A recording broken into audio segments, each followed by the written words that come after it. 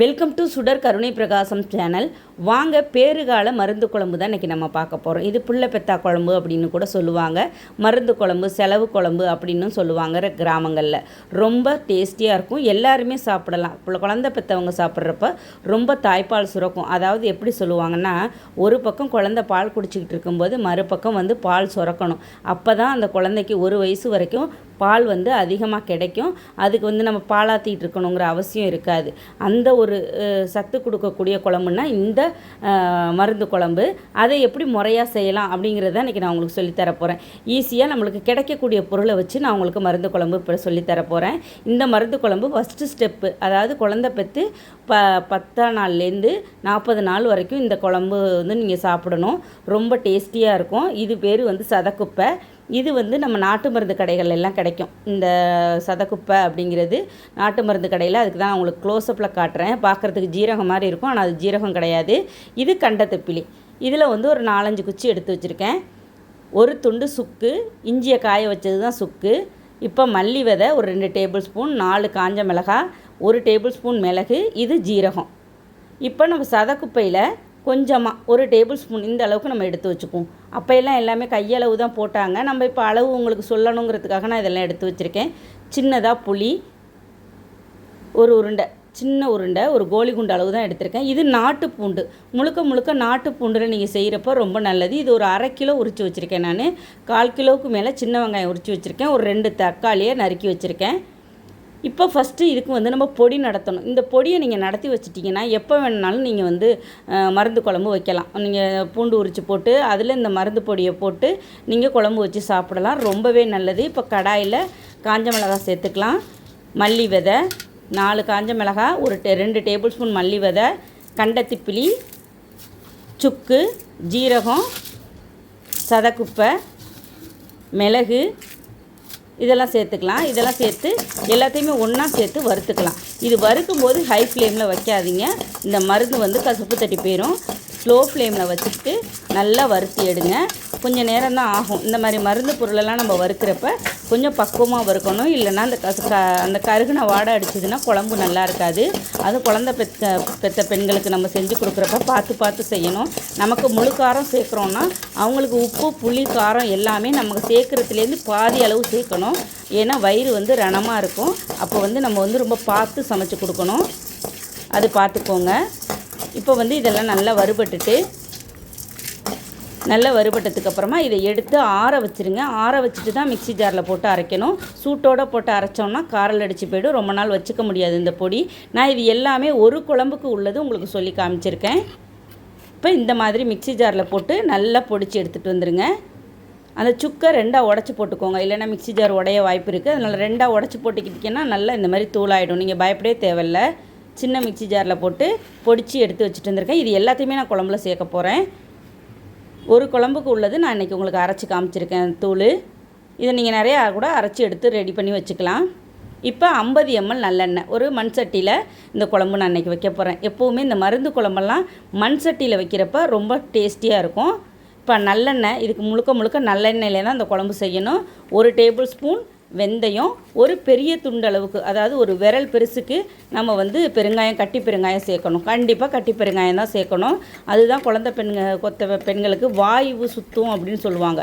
அதாவது வயிற்றில் வாய்வு சுற்றுனுச்சுன்னா பால் கொடுக்கும்போது அந்த குழந்தைக்கு வாய்வு ஏறி, அதாவது இந்த மாந்தம் பிடிக்கிறது இதெல்லாம் சொல்லுவாங்க. இதெல்லாம் வராமல் இருக்கிறதுக்கு தான் இந்த பெருங்காயம், சீரகம், இந்த மருந்து சாமான்லாம் நம்ம சேர்க்குறது. இப்போ சின்ன வெங்காயம் சேர்த்துக்கலாம். நான் சொன்ன மருந்து பொருள் எல்லாமே நாட்டு மருந்து கடையில் கிடைக்கும். நான் 2 பொருள் தான் நாட்டு மருந்து கடையில் கிடைக்கிறத சொல்லியிருக்கேன். மற்றது எல்லாமே நம்ம வீட்டில் இருக்கிற பொருள் தான். இப்போ வெங்காயம், சின்ன வெங்காயம் 400 கிராம் அளவுக்கு சேர்த்துருப்பேன். இது நாட்டு பூண்டு சின்னதாக இருக்கும், ஆனால் அதோட வீரியம் நல்ல பெருசு. அதனால் நீங்கள் மேக்ஸிமம் இந்த குழந்தை பெற்ற பெண்களுக்கு நாட்டு பூண்டு உரித்து போட்டு இந்த மாதிரி குழம்பு வைங்க. அதுவும் எந்த அளவுக்கு நீங்கள் பூண்டு சேர்க்கணுமோ அந்த அளவுக்கு சேர்த்து கொடுத்தீங்கன்னா தாய்ப்பால் நல்லாவே சுரக்கும். இப்போ கருவேப்பிலை சேர்த்துக்கலாம். இந்த வெங்காயமும் இந்த பூண்டும் நல்லா அந்த ப்ரௌன் கலர் வர்ற அளவுக்கு நல்லா வதக்கி விட்டுக்குங்க. அதில் பச்சை வாடை எதுவுமே இருக்கக்கூடாது. அதை மட்டும் அந்த பூண்டை அரித்து அப்படியே அள்ளி அவங்க தட்டில் வச்சு அவங்களுக்கு சாப்பாடு கொடுங்க. கண்டிப்பாக தாய்ப்பால் ஊறும். இதில் நான் வந்து கத்தரிக்காய், முருங்கைக்காய், இது கருவாடு, இது 3ம் தான் போட்டு இந்த குழம்புல வைக்கணும். நான் இதில் எதுவுமே போடாமல் இன்றைக்கி உங்களுக்கு அதாவது பேசிக்காக உள்ளதை சொல்லி காமிச்சிருக்கேன். இப்போ கல்லுப்பு சேர்த்துக்கலாம். சேர்த்து நல்லா வதக்கி விட்டுக்கோங்க. கல்லுப்பு சேர்த்து நல்லா வதக்கணும். இதில் டேபிள் சால்ட்டு சேர்க்கக்கூடாது. அதாவது இந்த நாட்டு மருந்து குழம்புல வந்து எதெல்லாம் இந்த கெமிக்கலாக இருக்கிற எந்த ஒரு பொருளையும் நம்ம சேர்க்கக்கூடாது. அதையும் நான் உங்களுக்கு சொல்லி கொடுத்துட்றேன். ஏன்னா டேபிள் சால்ட்டில் கெமிக்கல் இருக்குது. இப்போ தக்காளி சேர்த்துக்கலாம். மேக்ஸிமம் இதுக்கு என்ன பண்ணுவாங்கன்னா தக்காளி சேர்க்க மாட்டாங்க. நான் வந்து வீட்டில் எல்லோரும் சாப்பிடணுங்கிறதுக்காக தான் தக்காளி சேர்க்குறேன். தக்காளி சேர்க்காமல் வைக்கிறது ரொம்ப நல்லது. நான் அதனால தான் 2 தக்காளி தான் எடுத்திருக்கேன். அதை ரொம்ப மசியெல்லாம் வேக விடலை. சும்மா 2 ஒன்றா நறுக்கி அந்த டேஸ்ட்டுக்காக நான் போட்டிருக்கேன். நீங்கள் தக்காளி சேர்க்காமல் கூட வைக்கலாம். ஏன்னா குழந்தை பெற்ற பெண்களுக்கு இந்த புண்ணு ஆறணுன்னா தக்காளியெல்லாம் அதிகம் சேர்க்க மாட்டாங்க. இப்போ நல்லா வதக்கி விட்டுக்கோங்க. இந்த மாதிரி நல்லா வதங்கினதுக்கப்புறமா இப்போ நம்ம அரைச்சி வச்சுருக்க மருந்து பொடியை சேர்த்துக்கலாம். அப்படியே சேர்த்துக்கலாம். நான் ஒரு குழம்புக்குள்ளது தான் உங்களுக்கு காமிச்சிருக்கேன். இப்போ மஞ்சத்தூள் 1 டீஸ்பூன், மிளகாத்தூள் 1 டீஸ்பூன், மல்லித்தூள் 1 டீஸ்பூன், எல்லாமே ஒவ்வொரு டீஸ்பூன் தான் சேர்த்துருக்கேன். இதை நல்லா வதக்கி விட்டுக்கோங்க. நல்லா அந்த எண்ணெயிலேயே அந்த மசாலா பொடியெல்லாம் நல்லா வதங்கிடணும். நல்லா அந்த பச்சை ஸ்மெல்லு போகிற அளவுக்கு நல்லா வதக்கி விட்டுக்கோங்க. இந்த குழம்பு எப்பப்பெல்லாம் குழந்தை பெற்றவங்க சாப்பிட்லாம் அப்படின்னா 7ஆம் நாள் தலைக்கு தண்ணி ஊற்றுவாங்க, அதுலேருந்து சாப்பிட்லாம். இல்லை 5ஆம் நாள்லேருந்து சாப்பிட்லாம். இப்போ புளி கரைச்சதை இதில் விட்டுக்கோங்க. புளி கரைச்சி நமக்கு உருட்டி வச்சுருக்க புளியை இதில் கரைச்சி ஊற்றிக்கோங்க. புளி, உப்பு, காரம் இது எல்லாமே நாம் சேர்த்துக்கிறதுலேருந்து அவங்களுக்கு பாதி அளவு தான் சேர்க்கணும். வயிறு வந்து இதாக இருக்கிறதுனால நம்ம வந்து கொஞ்சமாக தான் உப்பு, புளி, காரம் கொஞ்சம் கொஞ்சமாக தான் சேர்த்து அவங்களுக்கு சாப்பாடு கொடுக்கணும். அது ஆப்ரேஷனோ இல்லை நார்மல் டெலிவரியோ எப்படி இருந்தாலும் நீங்கள் அந்த மாதிரி தான் உணவு கொடுக்கணும். இப்போ நல்லா அந்த புளி தண்ணி நல்லா கொதிக்கணும். இப்போ புளி ஊற்றினோமா அது நல்லா கொதித்து இந்த அளவுக்கு நல்லா கொதித்து வந்ததுக்கப்புறமா தண்ணி நீங்கள் தேவையான அளவு வச்சுக்கோங்க. உங்கள் குழம்பு எவ்வளோ தேவையோ. இப்போ ஒரு 2 டீஸ்பூன் தேங்காய் அரைச்சி ஊற்றிக்கலாம். ஏன்னா கொஞ்சம் நம்ம வந்து அந்த காரத்தை மட்டுப்படுத்தணுன்னா நம்ம கொஞ்சோண்டு தேங்காய் ஊற்றி தான் ஆகணும். ஊற்றி நல்லா அது பேலன்ஸ் பண்ணி வந்ததுக்கப்புறம் மறுதிருப்பி மூடி போட்டு நல்லா ஸ்லோ ஃப்ளேமில் வச்சு குழம்ப நல்லா கொதிக்க விடுங்க. ஹை ஃப்ளேம் வேண்டாம்.